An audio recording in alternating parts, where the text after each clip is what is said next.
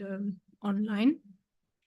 We have with us today Dibyendo Maiti, Professor of International Trade and Development Economics at the Delhi School of Economics. Our topic of this morning's session is climate change and its impacts. Very important topic. Climate change, as we've heard yesterday, a topic that has come and is going to stay with us. In Sunita Narayan's words, a make or break issue for us all that forces us to finally realize that we live together on this one planet. In fact, we just completed the first year, the first 12 months with on average 1.5 or above 1.5 degrees. Newer estimates prepare us for even 5 to 8 degree warmer world by century end. We always had a general understanding that climate change impacts differ across geographies, that countries in the global south, broadly speaking, would disproportionately suffer the effects relative to their GHG emission footprint.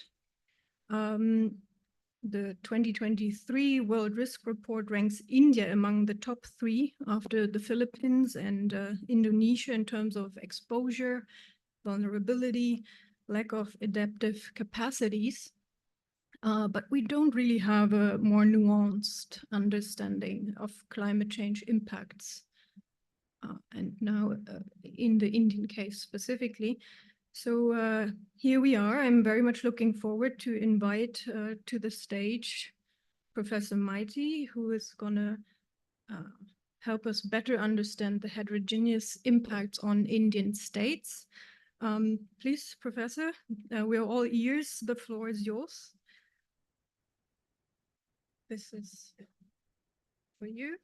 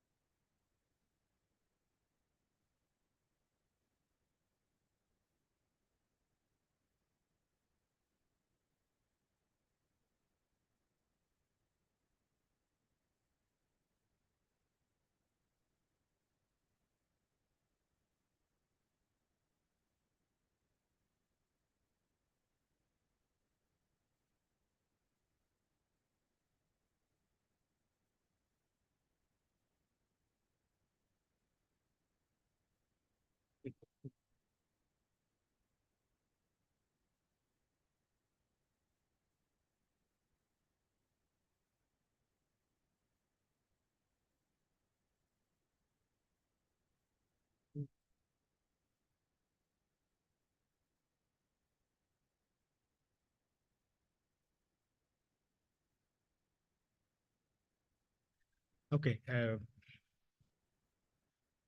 Let me first thanks to the organizer of these schools and the professors and the dean specifically, who was kind enough to invite me and give me an opportunity to present some of my recent work.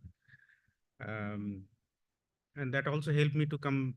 I think this is the second visit to these schools, and that also helped me to meet a couple of my friends. It was wonderful evening yesterday also to meet a couple of friends. Okay, so we're running out of time. I would try to take maybe 30 minutes so that we have enough room to discuss at the end. I should also confess at the beginning that I'm not really expert on climate change economics. Rather, I would give my credit to my students, Naveen Kumar, who has actually encouraged me to explore much on these kind of issues, because it has implications on the overall macroeconomic, areas. Because I largely worked on macro and trade related issues. Then I moved into that. Novin, in fact, has also worked in these schools for a year as a research assistant. So I think many of you might know also him. So I'll try to present some figure based on two work that we have done. One that has been already appeared in uh, mm, in, structural economics and economic dynamics that has already published, and another one is revised and resubmissions in one journal.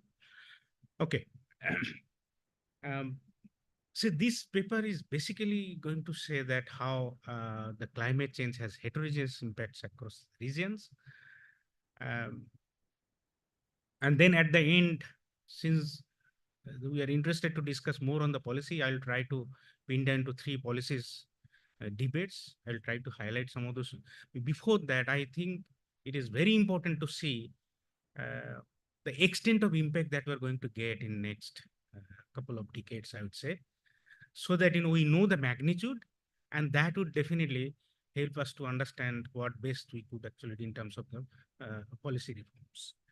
And in terms of the results that I'm going to show, more or less, but maybe the magnitude would be different. But I'd rather take it as an opportunity campaign for the environment, better environment.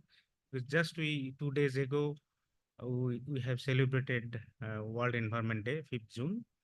And immediately after that, when we have been experiencing a serious heat wave, and I think we should actually discuss something of that, the magnitude of the impact that we are going to get in terms of economic outcomes.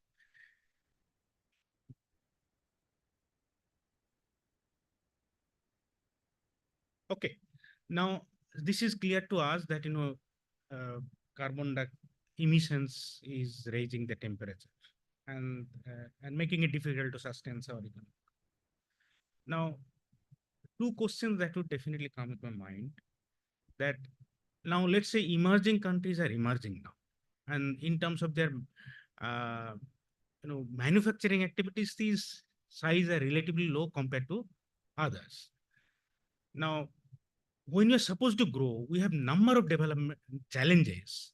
The questions number of time comes that whether we should really spend enough money and effort mitigating environment, because we have number of development challenges, and rather we should actually rely on getting some funds so that we could change our technologies and switch over to alternative sources of energies. That's largely the approach. So rather we don't want to seriously think of mitigation strategies, adaptation strategies, because we have number of development challenges. Now this uh, first part of my talk would try to motivate you that even if we try to uh, focus on development challenges and try to speed up our growth, we cannot actually increase, we can sustain our growth. So I'll try to argue that. Second, uh, when you will try to on Indian issues, then we'll see India is taking exogenous, temperature change and exogenous, and then uh, how the exogenous impact is supposed to be different from when you're considering emerging economies as a whole together. And then we'll come to the sub-region level, which why same climatic exposure, climatic change can has different outcomes uh, at the provincial level.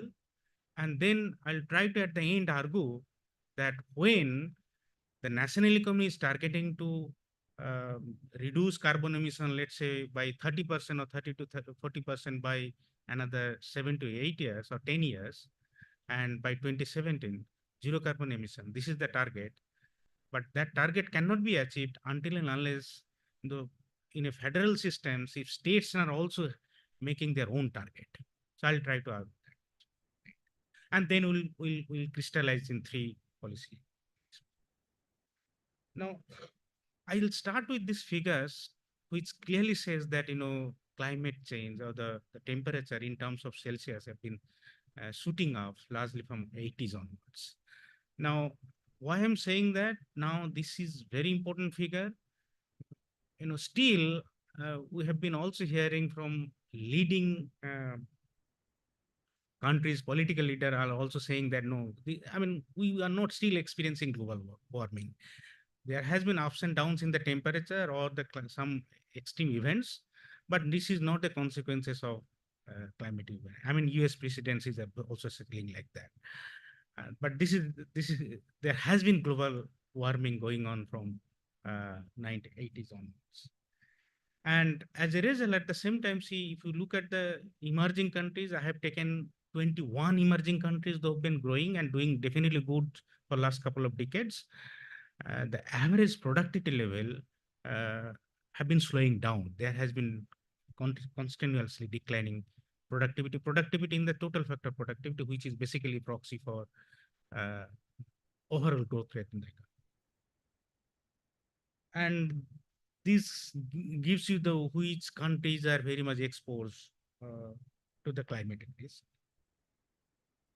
Now, couple of figures are there that where in terms of Indian economy contributed to the carbon emissions.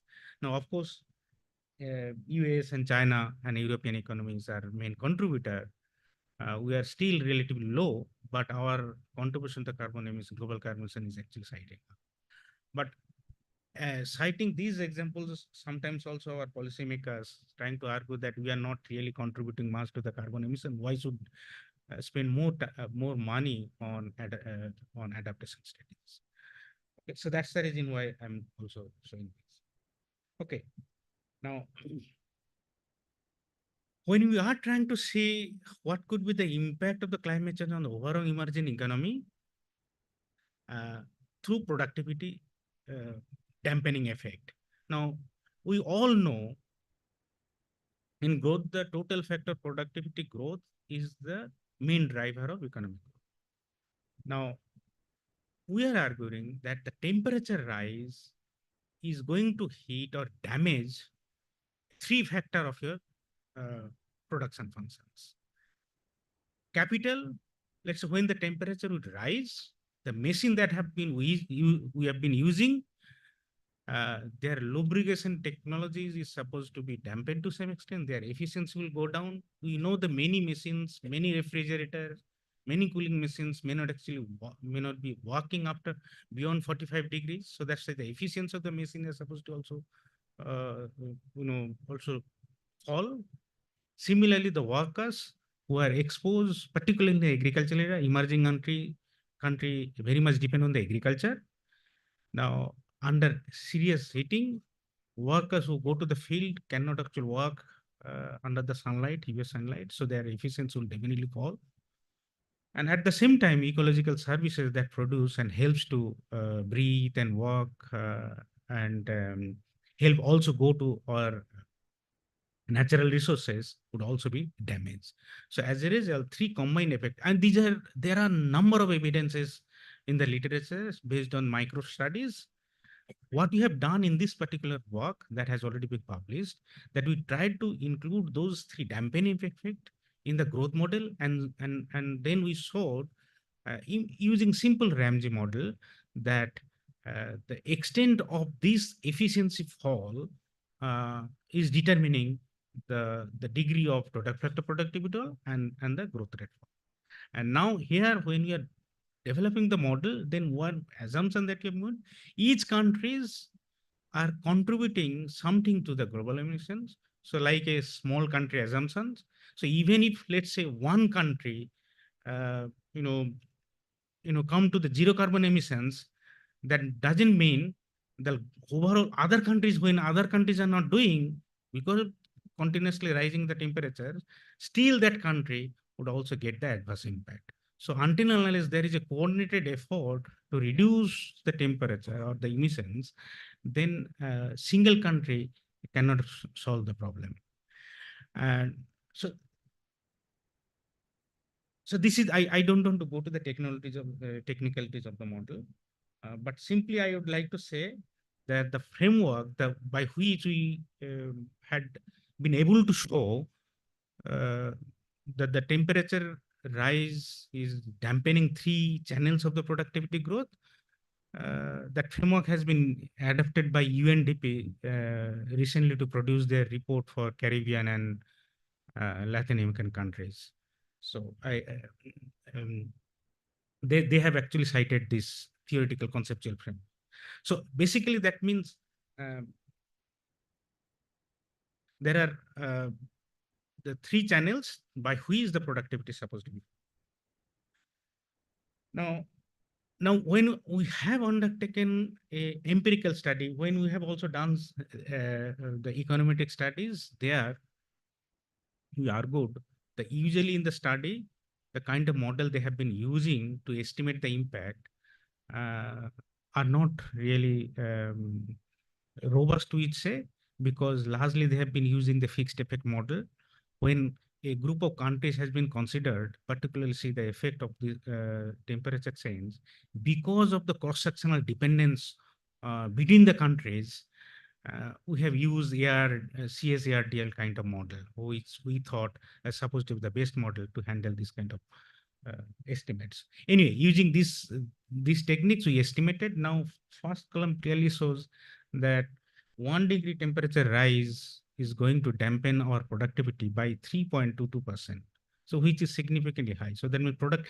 So, I mean, if you say that your overall economy is at least 1 or 2 times um, of your total productivity growth, so that means you can clearly see that at least 3% would be dampening effect of your growth due to the 1 degree rise of your temperatures. This is happening. And now, even if you take more control variables, there are other factor which is also affecting your total factor productivity. If we just keep on adding them, still we found the results survives. Uh, now, see, now of course, when you talk about the temperature, let's say we are living in tropical zone. Now, the extent the temperature rise going to dampen our economy might be different from those who are living in, somewhere on top of, let's say, 30-degree line above, let's say Russia or Sweden, because they are different. They are located in cold regions. So that's the reason we wanted to understand, what could be the heterogeneous impact among the countries first. Then we found interesting that those who are living in relatively extreme climate change, the impact are bigger. Those who are located in the regions between 10 degree to 30 degrees, their impact is bigger. Sorry, relatively lower. So why? Because those who are extreme zone, let's say near to 0 degree temperature, 1 degree temperature rise was actually made their um, the melting, their natural calamities would be first in. And on the other hand, the hotter country would also experience the serious damage in the crop activities and others. And whereas those who are living in the middle zones, they might actually get relatively favorable effect because their in temperature would be bit better. So that's the reason there has been heterogeneous impacts among the countries, and that's also precisely the reason why when we are also going to see the impact across different seasons in India, because seasons have also extreme climates across the year. Seasonal impact is also supposed to be heterogeneous in our countries as well. We'll come back to that issues later. Uh,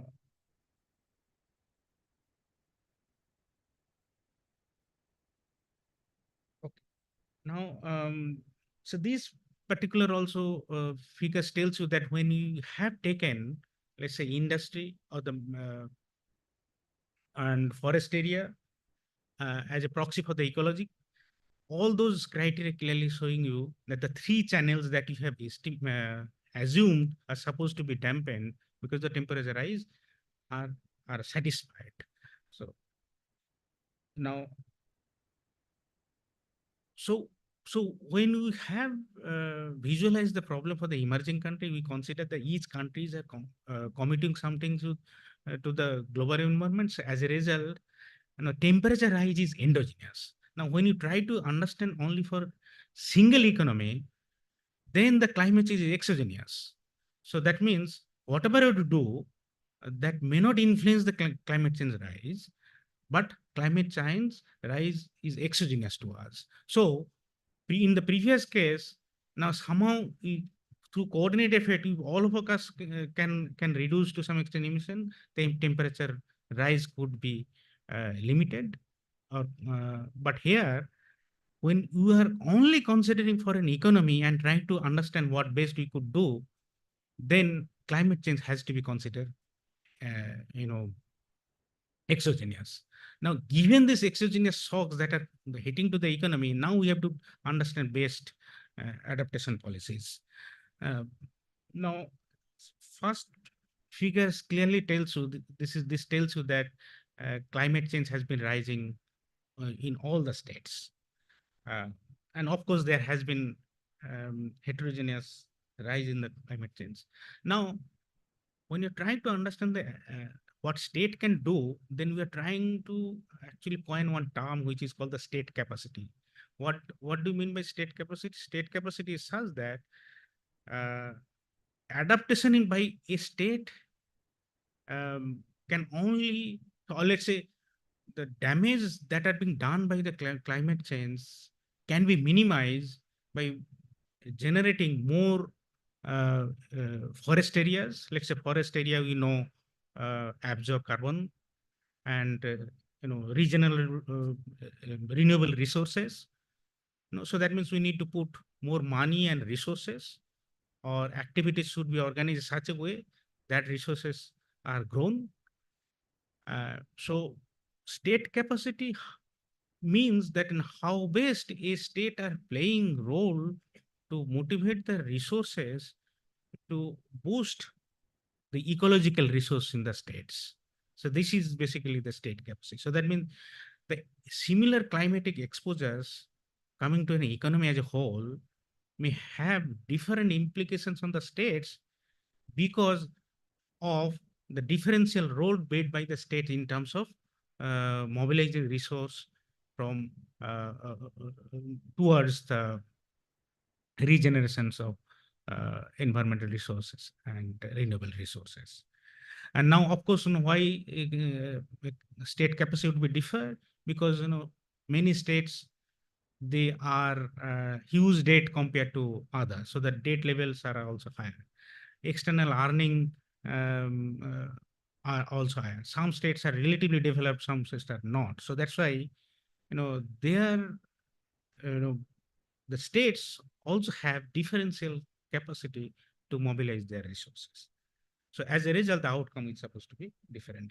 This is also the model where we basically had tried to show that when temperature shocks are exogenous, now state from their earning, let's say the tax revenue is the earning. Now having the tax revenue, now state has to really see, how much to actually invest for renewable resources or regeneration of the forest resources or ecological resources, how much to be spent for other kind of development activities like building roads, giving subsidies, giving, subsidy coupon, so that balances is supposed to be made. The state who would be in a position to spend more on ecological resources, there are two advantages. Now, I mean, that has long-term advantage to be honest.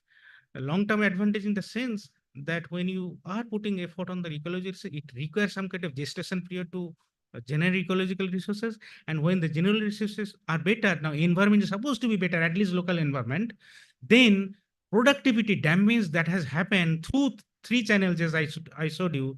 Let's say the workers will be better in a better position to work now because environment has got better now, and that's the reason why the productivity from the factor is supposed to start moving up. So not only that, now the ecological investment to the ecological areas are supposed to have immediate effect, but it has a long-term effect in to the productivity. So that's the reason why long-term productivity gain can actually be achieved to that. So immediately you cannot actually achieve that, and that's the reason. Of course, you know that we have a lot of immediate challenges. We have to give subsidies. then of course there is, if you're not giving subsidies, you may also lose the election. These kind of consequences are also there in hand. And now we are living in a democratic federal states. That's basically the game. And how best you can manage that, that has implications on the overall target that we have set up. So this model is trying to show the dynamics. And similarly, the way that we have done the exercise before, same kind of exercise that has been done using India state level GDP data. Now here, 1 degree temperature rise is going to reduce Indian growth, overall growth by 2.3%, 35%, which is also significantly high. And in our recent paper with Debojit, we have published a paper in computational economics where we also argued that 1 degree temperature rise has at least dampening effect 3 to 5%, but in different context using a forecasting model, but similar kind of impact that we have found. Now, in the literature in the Indian context, so far we found that the dampening effect meager. I would say mostly they have argued 1.5%, but our impact is supposed to be bigger. And we have been claiming that we tried to show the channels, 3 channels. When you combine them, we supposed to be definitely bigger. This is our claim. Second thing also we consider that the model that we have developed or applied here, which is much better than the fixed effect model and other kind of model that have been. This is okay.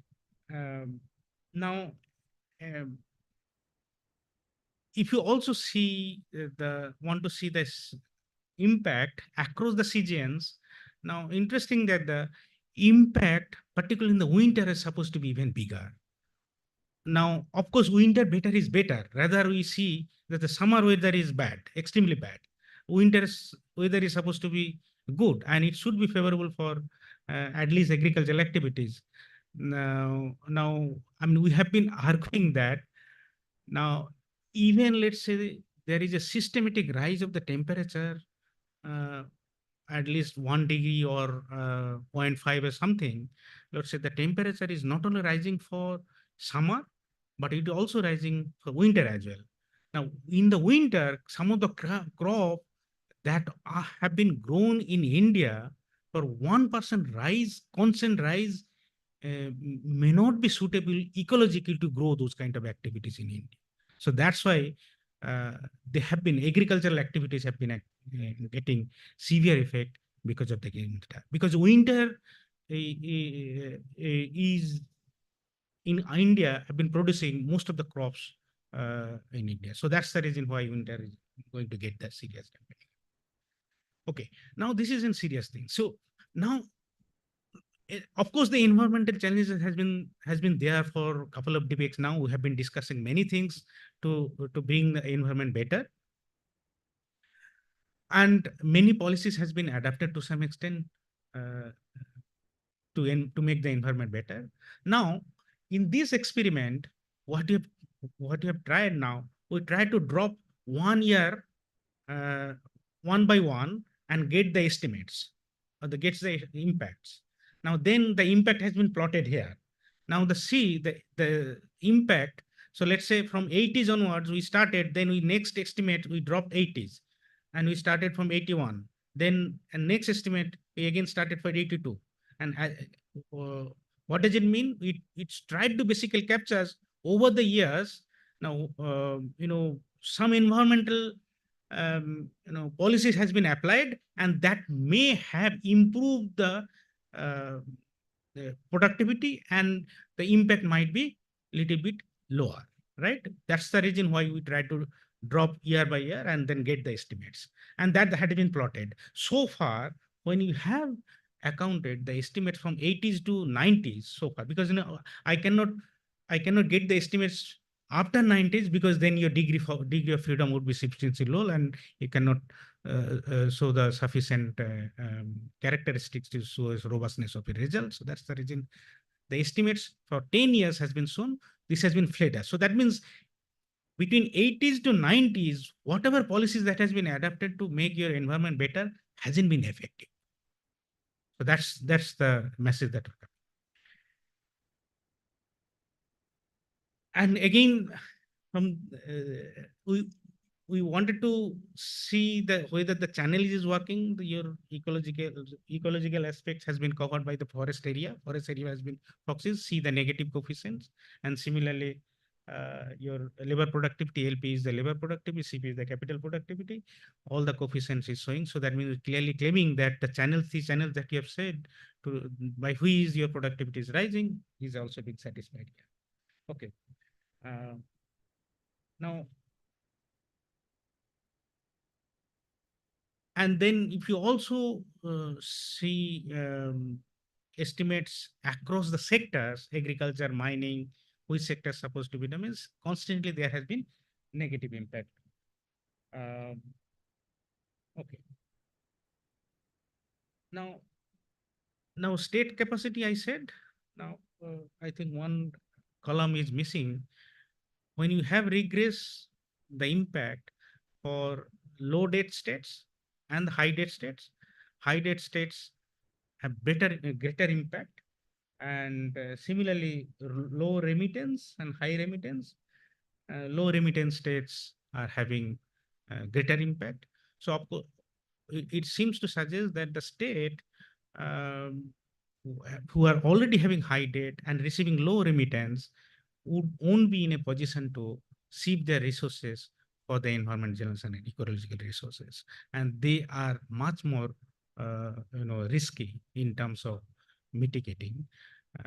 So that's the reason why they're supposed. And then we have also one regression where we said showed that low income people, their impact is been much bigger than the high income people. Why? Low income peoples are very much relied on informal activities or agricultural activities, since agriculture activity is supposed to be, you know, mm, highly risky. Their productivity damage would be greater to compared to other activities. So that's the reason why poor are supposed to be much more sufferer. And then you have also done one experiment showing that northern state and the southern states are going to get the greater impact than the uh, sorry eastern region and the southern regions compared to the northern and west. So this is another important thing. And then uh, um, you know Professor Annie Kanika already raised that there has been couple of uh, you know agencies, those who are trying to forecast the temperature for last uh, couple of years up to the end of this century, mainly based on the scientific parameter, meteorological parameter. Now RCP is one of them. RCP is one of them. So let's say they had given couple of scenarios. Let's say the way things continues as usual, then the RCP uh, RCP 2.6. Now RCP 8.5 means, let's say, the whatever target that has been set by the country to bring your emission level at the zero by 50 to 70, then what could be the material character? What could be the temperatures? So so that scenario has been and given. Now if you assume that that kind of temperature would be rising under different scenario, what could be the impact in the Indian case we have shown. Now, okay, another thing, RCP, this is one agency is producing RCP based on some parameter. There are other agency who are also bringing similar kind of changes, named NGFs, FS. They have also forecasted some kind of temperature changes based on the material. Now, we said that the growth loss, um, particularly, green line, you see, is supposed to be minimized after, let's say, the 60s onward. So that means whatever loss that you're making, in current policies, let's say, as usual, the policy that has been happening. Now, if you see, then the gross loss will be almost 1.5% per decade. Now, this should continue to up to end of this years. Now, let's say the if target that has been set by the countries, respective country, if achieved, then the loss that we are making would be, mitigated by early 60s onwards. That's now. Now, what best we could do? Three policies issues that I've told you. I'll take 5 minutes maximum to discuss that. Now, so first of all, I said that when country has already targeted zero emissions, uh, now definitely it cannot be achieved if respective states are also targeting something. Now, so each state has definitely clear target. Otherwise, you won't be able to achieve the national targets.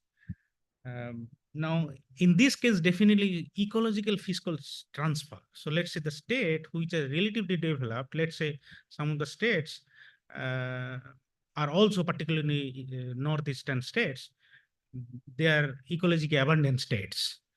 You cannot ask them to grow, through industry, right? And so that means rather they should be asked to produce more natural resources. And then how can they do if they don't have money? So then the states which are growing or industrially developed should definitely subsidize to some extent. We have to be definitely have a mechanism uh, for that. The states which are supposed to subsidize them definitely will get the positive effect, because if environment, ecological environment that are going to be produced by the northeastern states would definitely get the positive impact on the industry development, because workers, machines are supposed to be more productive, and as a result, they are supposed to be. Now we have some kind of mechanism, but there has been always debate that how much should be actually kept for the ecological transfer uh, in the country. That debate is there. Only meager amount has been considered for that. Now, even if you have given some fund for the ecological service resource, now there has to be at the state level proper monetary mechanism to oversee at least, so whether that has been really spent for ecological purpose or not, because they might be using for subsidy purpose as well because of the populism, because all would be tempted to give subsidies, 2000 rupees, um, you know rupees for just subsidies and coupon, and will be definitely because that will definitely earn much vote than what we could think. So that's definitely is an issue. I mean, if you can't do, then will be different.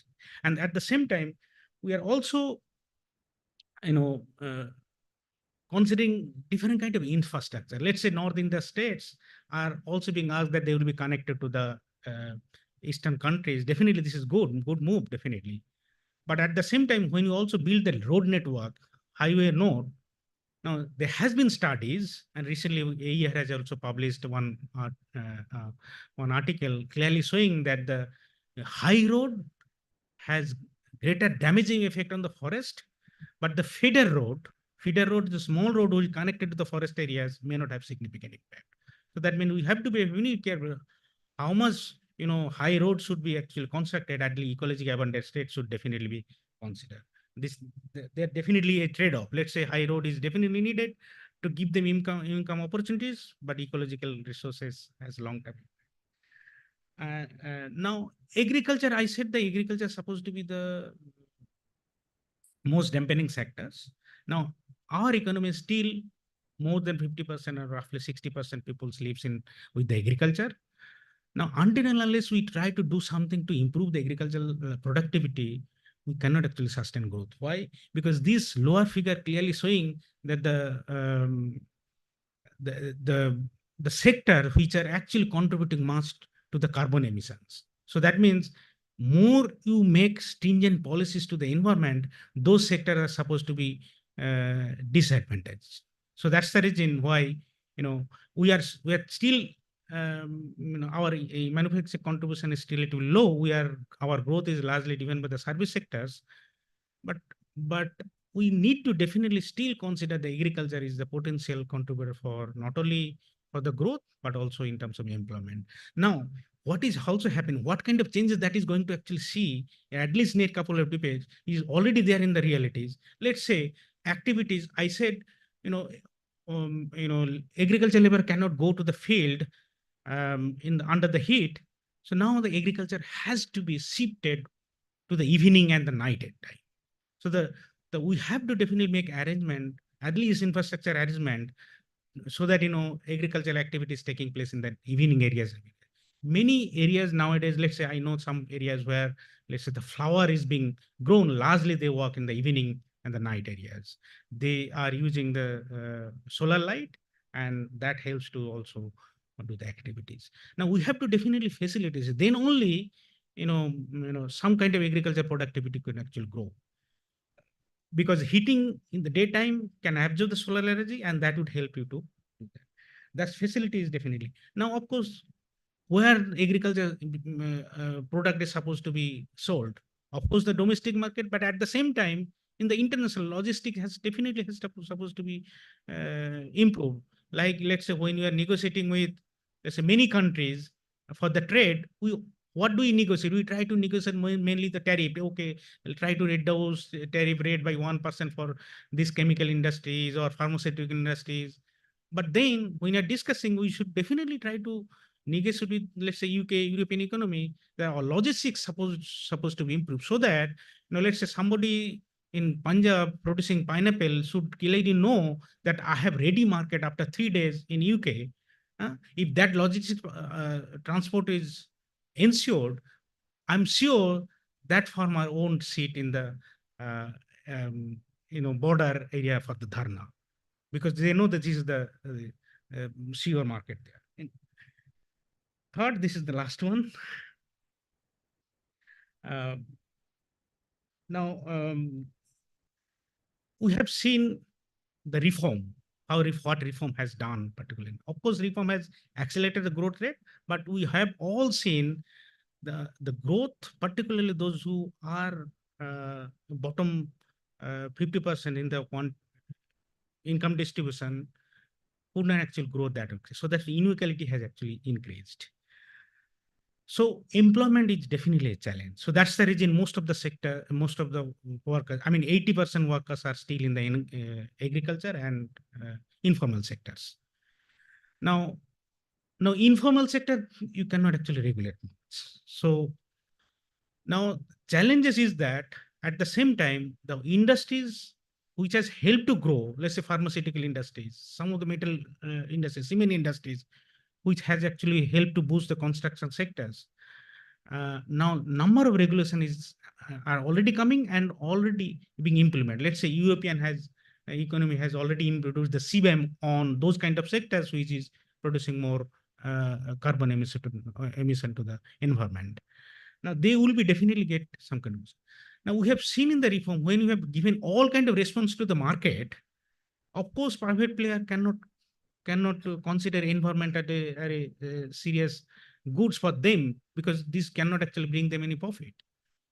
So we definitely need to actually consider some of the sectors which is really environmentally challenging, that should be run to some extent in collaboration with government. Enter privatization, at least some core activities may not be effective when we are trying to address the environmental challenges, at least in public private partnership model, or to some extent. Why? How long? Of course, when investment is supposed to be needed, because some resources are supposed to be invested for the ecological research, where from money will come? Money cannot come only from the taxation, because how long keep on relying on the taxation? We definitely need to generate some money, and for that generate money, some economic activities through public sector probably is needed. That may also help you to cushion to get the money, and that could be transfer for the ecological resource. Because if government also take part on some of the economic activities, can at least ensure the implementation of the environmental regulation to some extent. That probably has to be considered to some extent. With that things, I will try to stop here.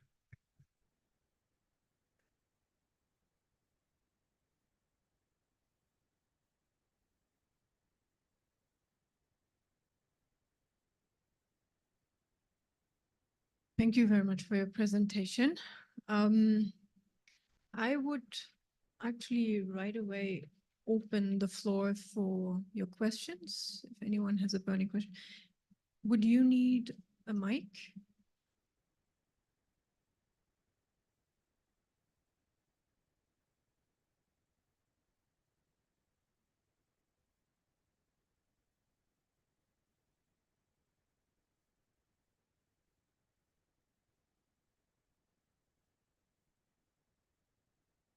Hello.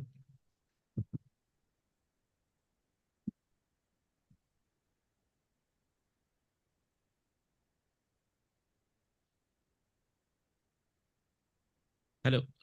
Thank you very much for this very needed and urgent address and your paper.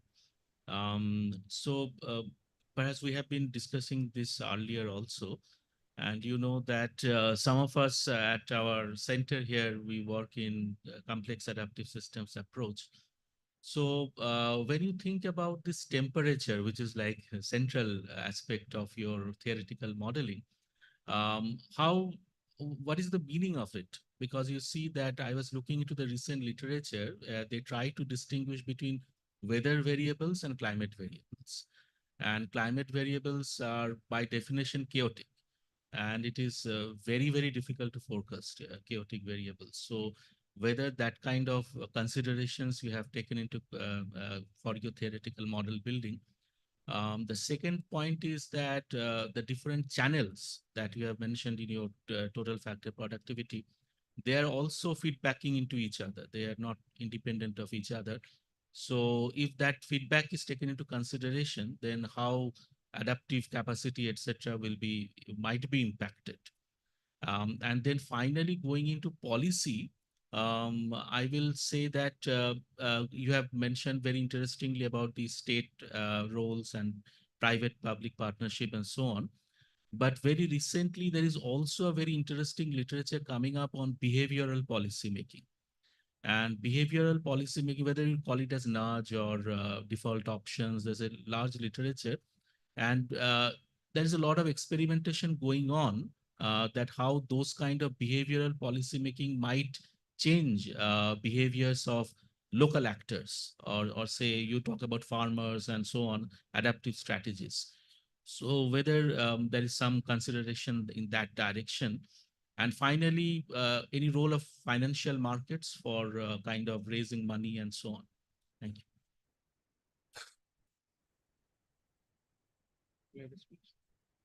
Um, in the theory, we have considered temperature is one of the endogenous variables.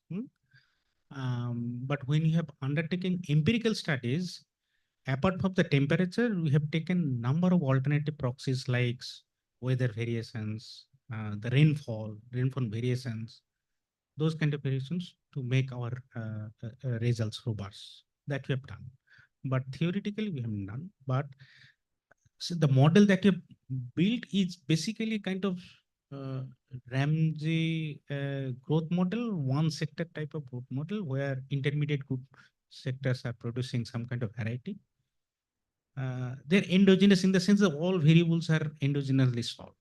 So technically it is can be kept up, right? But this is a simple model to show how three channels can actually impact, and the C channel, the intensity of the efficiency loss are also driven by the system itself.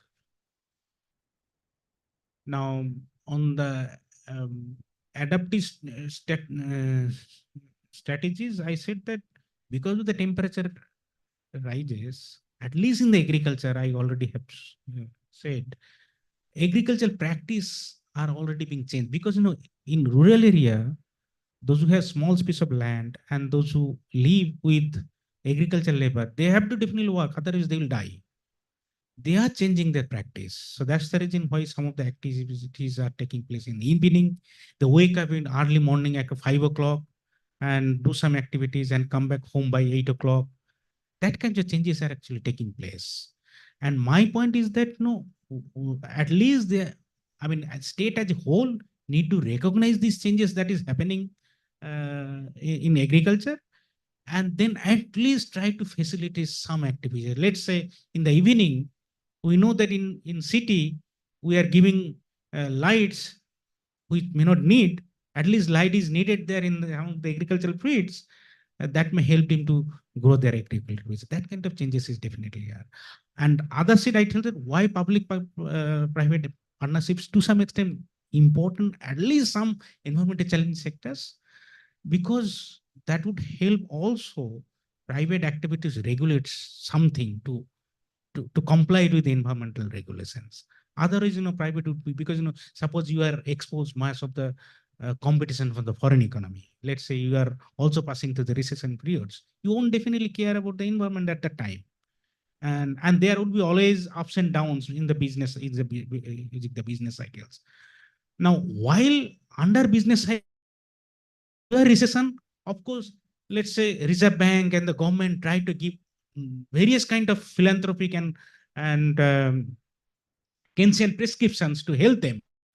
But then, when you are also giving some kind of help, particularly in the recession, why can't you regulate throughout the activities, either booms and times as well as recession times, so that some activities are, and this is possible because when you have adapted reform early 1991, uh, one of the assumptions that public sector always supposed to be ineffective. Why? Because of the bureaucracy, kind of bureaucracy that we have now. We have been claiming that the digitalization helped to reduce the corruption and the bureaucracy to some extent. We know that through under CCTV, I know that after one month or after 1 year, I know that who has worked how much. That can be easily figured out. If you're really your judiciary systems and your governance system is really effective, you can make your public sector definitely better. Then if that is the case, why can't you also use these digital technologies and AI tools to make your public sector activities effective?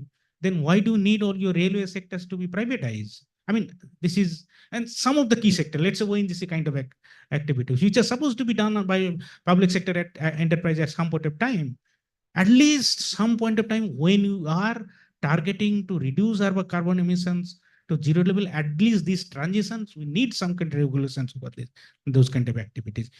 That's basically my. Your question is answered. Um, Okay. But we have Yeah, finance at sea. I mean, within the country, I said that the ecological fiscal transfer, ecological fiscal transfers, I have already talked about. This is central government definitely should try to get a pool to the and tax more to industry development. That is definitely there, and then rate has to be definitely think it seriously. But of course, at the international level, now our government have definitely have been negotiating that at least give some money so that we could go for the alternative renewable resources. That kind of negotiation taking place. World Bank and other organizations also thinking to create some kind of green bond and others, but that hasn't been really effective to some extent till to date right now, to my mind. But at least at the country level, ecological transfer is supposed to be effective tools. I think you just one sentence. Carbon pricing might be actually Yeah. one of the buzzwords here, no? And then also you mentioned CBAM, Yes. the way we do international trade. I mean, it has been part of these international agreements, Yeah, attempts to actually trade emissions, right? So carbon emissions, she said, actually, I think I forgot to tell that. Now government is also coming up with some kind of understanding that each sector will be given carbon quota. And let's say there are n number of farms are producing, let's say cement, the quota has to be distributed. Let's say I'm using efficient technology. So let's say my carbon quota is supposed to be higher than the average. Then I have to buy carbon quota from the farm who is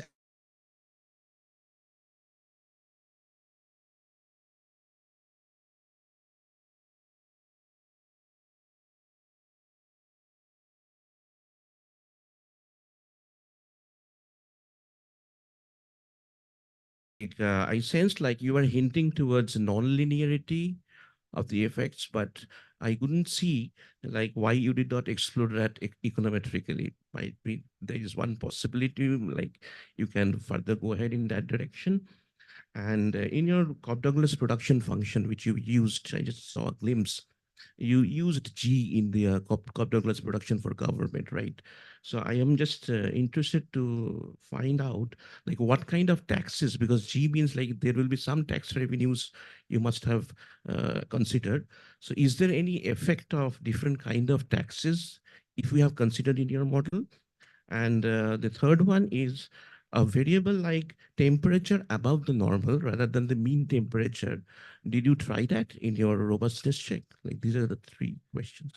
Thank you. Thank you. Thank you very much. I did not get to the technical details, but the nonlinear we have tested and that has been proved. And again, the from the mean positive and the negative, that experiment already being done. I did not show the slides. Um, and yeah, G is basically part of your ecology. So G captures the extent of ecological investment can be given to particular states. And now, so let's say some resource has to be spent for that. Now, where from money that we're going to get? Of course, now in the current system, tax is the only sources. Now, when tax is being taken, let's say whatever tax is being done, let's say income tax, I'm not considering any other tax.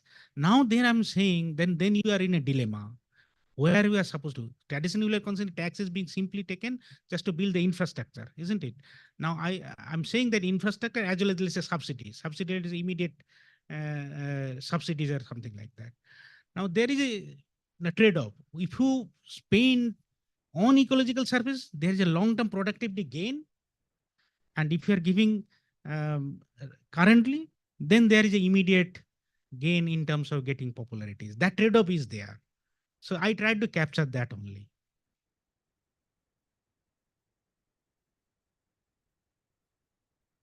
We have two more questions.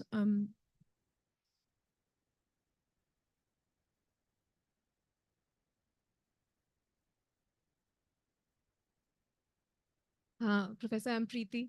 So I have one clarification. Actually, the state adaptability is being captured through forest cover. I also work with forest data a lot, and one problem that I consistently face is that forest cover data is actually a little misleading. We have afforestation programs which replace the patchy plantations, and these native forest cover, they have greater ecological significance as compared to the plantations. So like the data for forest cover shows that for various states, forest cover is actually increasing. Is it the plantations which have replaced the native forests? How can we account for that in the study? That states which have dense forest cover or native forest cover, they have greater adaptability as compared to states which have plantations or the forest which doesn't have greater ecological significance. Something which I consistently face while doing the work on forest. So probably if you can tell something about it. Um, the two terms that I have used, one definitely to some extent the adaptations. So if you're adapting the better environmental program, so that means forest cover is supposed to be more. So that's the forest cover is the result of your better adaptation strategies. But when I said the state capacity, which is different from the adaptation, in order to understand the state capacity, I have used 3-4 indicators. Let's say your debt level at the states, your remittance that you received, and then inequality that exists in the economy. Then that three figures actually has been captured in terms of state capacity. So that means, let's say if you have high debt, you cannot divert much of your resource to the ecology.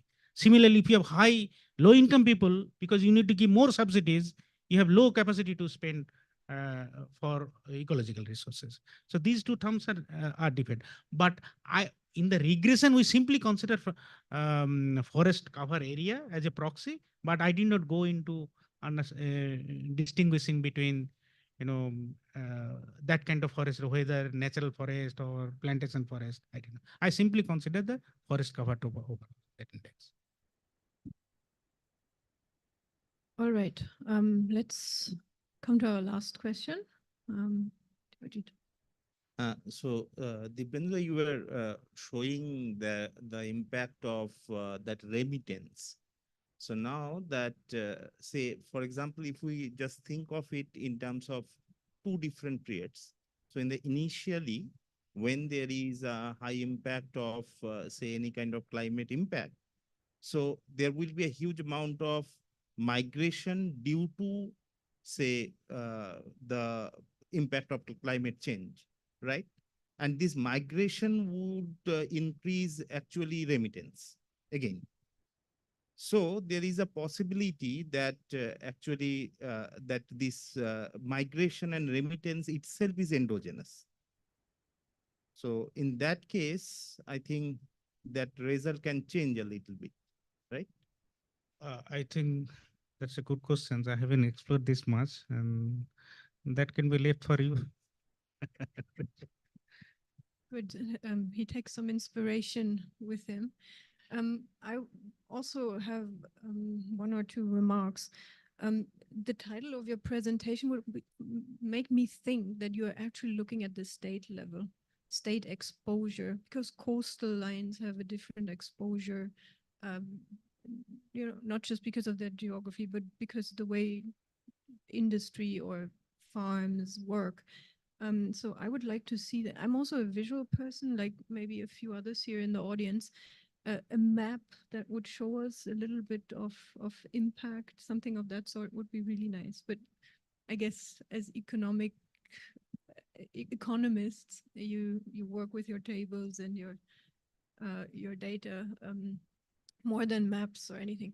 But yeah, thank you so much for coming over and your presentation. I hope this was insightful for all of us. Yeah. Yeah, I see heads nodding. So let's not waste more time. We have a coffee break, so let's wake up and we move on to the next sessions. Oh, yeah, the felicitation. The shawl.